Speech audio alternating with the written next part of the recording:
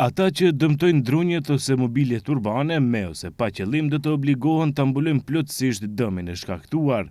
Kështu ka bërë të ditur drejtori i Ndërmarrjes Publike Komunale Tetova Samet Bislimi. Sipas tij, kjo praktikë ka nisur të zbatohet që nga marrja e detyrës si drejtor, ndërsa thekson se nuk do të ketë tolerancë ndaj askujt që dëmtojnë drunjet apo mobiljet urbane.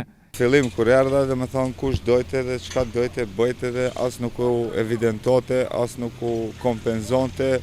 Me thonë, po ka gati një vit se çdo kund ku shohim kështu raste, dalim në teren dhe normal informojmë organet kompetente, edhe normal ato marrin masa ku ne pas asaj vazhdojmë i kryjmë punët tona dhe ja dërgojmë fakturë.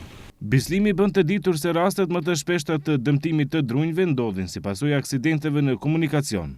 Ai sqaron se pas konstatimit të dëmit, ekipet e NPK-s dalin në teren për të bërë sanimin, ndërsa më pas kosta e riparimit i faturohet personit përgjegjës për aksidentin. Po, në rastet të tilla, do të thonë kemi edhe dëmtime të qëllishme edhe të pa të qëllimshme, ku nga aksidentet dëmtohen pjesa urbane, do të thonë edhe drunjt.